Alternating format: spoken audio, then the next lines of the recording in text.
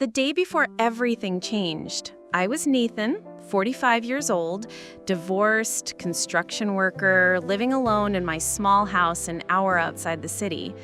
My daughter, Alice, was 20, living with her boyfriend, Jamie, in some downtown apartment.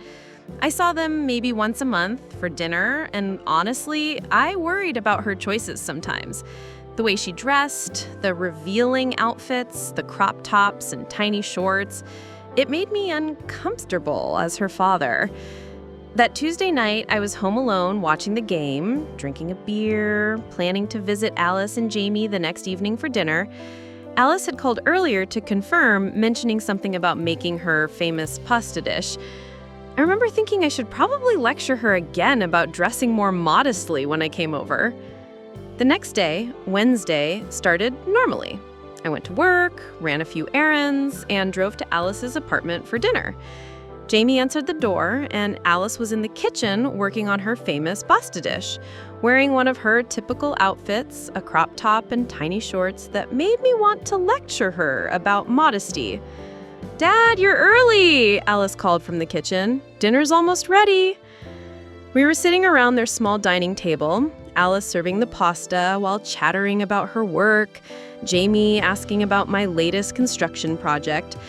It was a perfectly normal family dinner. Then, it happened.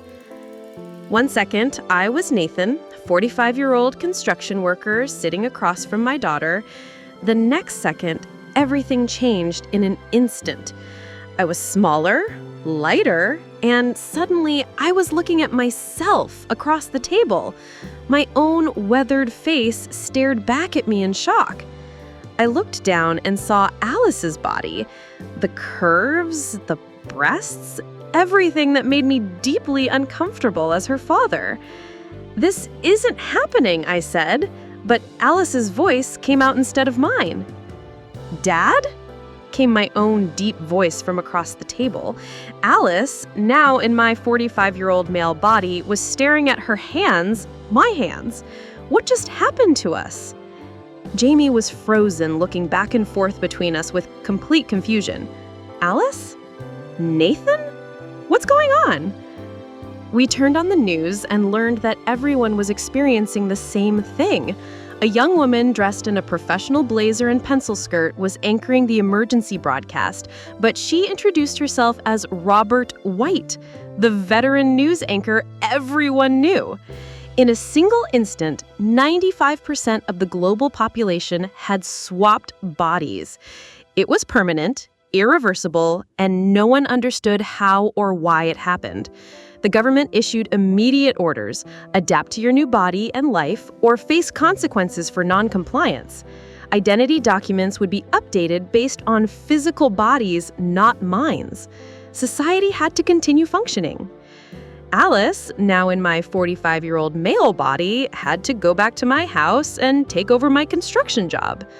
I was stuck in Alice's petite female body, forced to live her life, work her job, and maintain her relationship with Jamie. There was no choice in the matter. We had to live the lives that matched our physical appearances. Jamie was one of the lucky 5% who remained unchanged, making him incredibly rare. Most people we encountered were shifted individuals struggling with their new realities. Jamie was understanding, but clearly devastated. The girlfriend he loved was gone, replaced by her father in her body. Alice and I started meeting twice a week to help each other adjust. She'd come over in my old body, and we'd work on our new lives together. She taught me how to apply makeup, showed me Alice's work routines, explained how to walk naturally in her body. I helped her understand my construction job, how to project masculine confidence, and deal with the physical strength she now had. Those first days were a nightmare for me. The morning after Alice left for my old house, I faced my first shower alone in this body. I stood outside the bathroom for 20 minutes, dreading what I had to do. Finally, I forced myself inside and caught my first glimpse of Alice's naked body in the mirror. I changed her diapers as a baby, but this was my adult daughter's body, and seeing it felt deeply wrong. She was beautiful. I'd always known that in the abstract way fathers acknowledge their daughters are pretty, but experiencing it from the inside was overwhelming. Her breasts were larger than they looked in clothes, her waist impossibly narrow, her hips curved in ways that made walking feel foreign. The shower itself was torture. I had to wash everywhere, touch parts of this body I never wanted to think about. Alice's body was sensitive in ways my male body never was. Every touch sent unexpected sensations through me that I tried desperately to ignore. Getting dressed afterward was its own humiliation. Alice's closet was full of tiny, revealing clothes. Everything was crop tops, low-cut shirts, short skirts, and barely their shorts.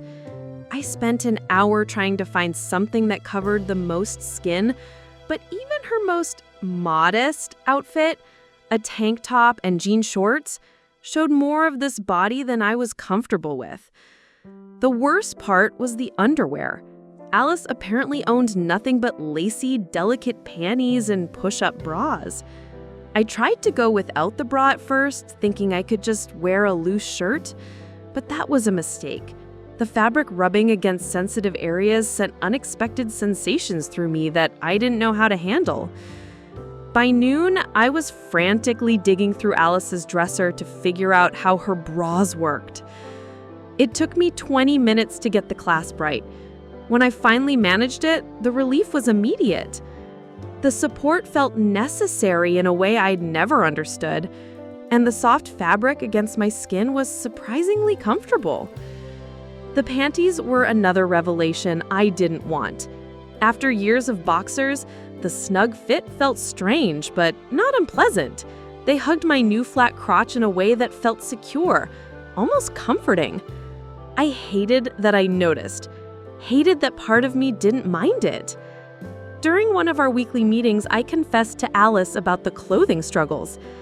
I can't figure out your makeup routine, and some of your clothes are so revealing, I don't know how you wore them in public. Alice laughed in my old voice. Dad, you need to stop thinking like a conservative father. These clothes were designed for that body. Let me show you. She spent the next hour teaching me foundation, mascara, and basic lipstick. Her large hands were clumsy with the brushes, but she remembered the techniques. The clothes thing gets easier, she assured me. That body looks good in everything. You just have to own it. The second week brought a new horror, my first period in Alice's body. I woke up in pain thinking something was seriously wrong until I realized what was happening. I called Alice in a panic, and she had to walk me through managing tampons and pads, explaining the cramps and mood swings I was experiencing. It was mortifying, but it was also the first time I really understood what women went through every month. I never realized how much this affected you, I told Alice during our next meeting. Now you know why I was cranky every month, she said with a grin. But honestly, Dad, I don't miss that at all. This body doesn't have to deal with periods, and the strength is incredible. By the end of the first month, some things were getting easier. My muscle memory was adapting. I could put on a bra without thinking about it, walk in small heels without stumbling, apply basic makeup well enough to leave the apartment. Alice's clothes still felt revealing, but I was getting used to the attention, learning to ignore the stares. Alice was adapting too. During our meetings, she talked about how different life was as a man. People actually listen to me at work now, and I've been noticing women differently, like really noticing them. Is this what it was like for you growing up? I felt my face flush. Alice! Dad, we're both adults dealing with completely new bodies. We can talk about this stuff. I'm starting to understand why guys are so obsessed with certain things.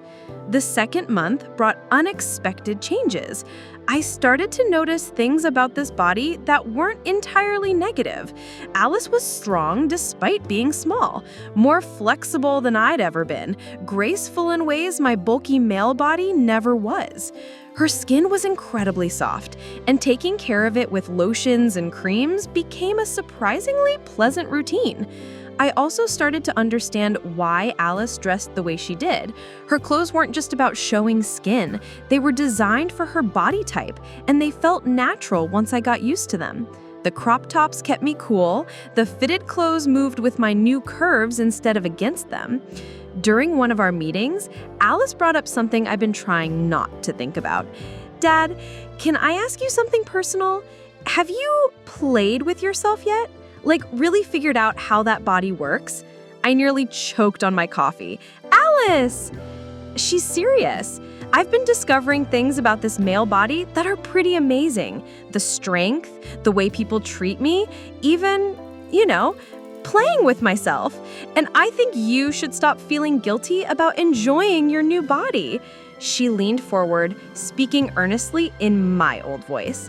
"Look, I know this is weird, but we're stuck like this forever. You can either spend the rest of your life miserable, or you can learn to appreciate what you've got. That body works differently than you're used to." The strangest part was how I started thinking about the body. In the first weeks, every time I looked in the mirror, I thought, Alice's body, or my daughter's body. But gradually, it became just my body. When I got dressed, I wasn't putting clothes on Alice, I was getting myself dressed. When I showered, I wasn't touching someone else's skin, it was my skin. Alice noticed the changes too. "You're walking differently," she observed during one visit. "More naturally. And you're wearing that crop top and miniskirt combo I bought but never had the courage to wear." I was looking for something that covered the most, I admitted. But honestly, some of these outfits actually feel right, even the tight jeans and low-cut tops. "Good, you should enjoy looking attractive. And Dad?" She gave me a knowing look. "Jamie's been noticing too, I can tell." Jamie noticed the changes too. By the 3rd month, he stopped flinching when he looked at me. We developed a routine, a friendship even. But there was tension building between us that neither of us wanted to acknowledge. I was living in the body of the woman he loved, and despite everything, that body responded to his presence in ways I couldn't control. Sometimes I'd catch him looking at me with a mixture of longing and confusion. Sometimes I'd feel my body react when he was close, and the guilt was overwhelming. During one of my meetings with Alice, I finally brought it up. "There's something happening between Jamie and me," I confessed. "Sexual tension, and I don't know how to handle it." Alice nodded knowingly. "I wondered when you'd mention that. Dad, you're living with a guy who's sexually attracted to that body, and that body is going to respond naturally. It's not your fault." "But it feels wrong." "Why? Because you used to be my father?" "Dad, we're different people now. I'm not the same Alice who dated Jamie, and you're not the same Nathan who raised me. We're something new." She leaned back in her chair. "Besides, I've been dating a woman from the company, Leah. She's the project coordinator who comes to our sites regularly. She used to be a guy before the shift, so she totally gets what I'm going through. We're both discovering what it's like to be in completely different bodies." "You're dating?" "More than dating. And Dad, I've slept with Leah. Sex as a man is incredible. I understand now why you were always so focused on it when I was growing up." We both laughed, and for the first time, it felt like we were just two adults sharing experiences, rather than father and daughter navigating an impossible situation. Anyway, my point is, if I can explore this new life, so can you. Jamie's a good guy, and he cares about you. Maybe stop fighting what your body wants and see where it leads. Have sex with him. 3 months after the Great Shift, that tension finally reached its breaking point. I'd been having a particularly difficult day, dealing with a demanding client at Alice's work, struggling with some confusing emotions about my growing attraction to Jamie, feeling guilty about how natural this life was becoming. Jamie had been patient for months, but I could see the unresolved tension was wearing on both of us. "I don't know what's happening to me," I said, staring at my reflection in Alice's vanity mirror. "I'm starting to feel things I shouldn't feel. This body, these emotions, they're becoming mine." Jamie sat on the bed behind me, and I could see his face in the mirror. He looked exhausted. "Nathan, not everything about this has to be terrible." Before I could ask what he meant, he stood up and moved behind me. His hands settled on my shoulders, and I felt a jolt of electricity run through Alice's body. "You've been in this body for 3 months," he said. His voice different now, deeper. "Maybe it's time to stop fighting it and see what it has to offer." I should have pulled away. I should have reminded him that I was Alice's father, that this was complicated on every level. But I'd been lonely and confused for months, and Alice's body was responding to his touch in ways I couldn't ignore. When he picked me up, something that never would have been possible with my old body, I didn't protest. When he carried me to the bed, I let him. "Call me Alice," I whispered as things intensified. Jamie paused, looking into my eyes. "Are you sure?" "Yes, I'm Alice now." That night, we finally did it. Everything I'd been fighting for 3 months just melted away. When it was over, Jamie looked at me with something like wonder. He said softly, "That was incredible. Alice never... you're so much better at this than she ever was." "Who's Alice?" I said with a teasing smile, pressing closer to him.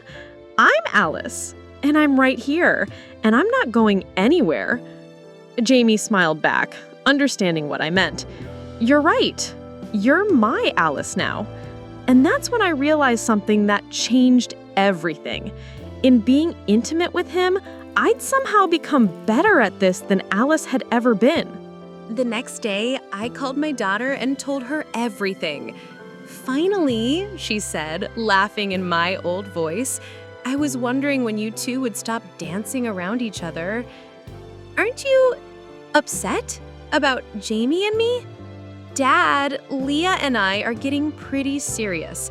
Trust me, I'm not upset about you finding happiness with my ex-boyfriend. Besides, you're not really my father anymore, and Jamie's still the same guy. You're a new person now." She was right. We were new people, living new lives, discovering new aspects of ourselves. "You know what?" I said with a mischievous tone. "I loved hearing Jamie call me Alice last night. It felt so right. I think I want everyone to call me Alice from now on." "That's perfect," she continued, "because I've been thinking about this too. I want you to call me Nathan from now on. It feels right." "I like that idea," I said, "but I will call you Dad rather than Nathan. We're Alice and Nathan now, and I am your daughter now." "That sounds perfect, Alice," the new Nathan said warmly. "I'm proud of how well you've adapted to this new life, and I'm happy you found something good with Jamie." We both laughed, and for the first time since the Great Shift, it felt like we'd found our place in this strange new world. Months later, I'm still Alice, still living with Jamie, still discovering new things about myself every day. Dad and I meet regularly, and our relationship has grown stronger in some ways. We're not the same father and daughter we used to be, but we've become something new. Two people who understand each other in ways we never did before. Dad is thriving in his male body, successful at work, happy with Leah. And I found peace in this feminine body, comfort in my relationship with Jamie, and a confidence I never knew I could have. The Great Shift changed everything. But maybe some changes are for the better. We lost who we were, but we found who we could become. And that turned out to be more than either of us ever expected. TLDR. I swapped bodies with my daughter during the Great Shift and had to live her life with her boyfriend while she took over mine. After months of struggling with feminine clothing, periods, and daily routines, I gradually adapted and enjoyed my new body. Eventually, her boyfriend and I developed feelings for each other, and when I told my daughter, she was completely supportive. Now, we've both embraced our new identities and are happier than we ever were before.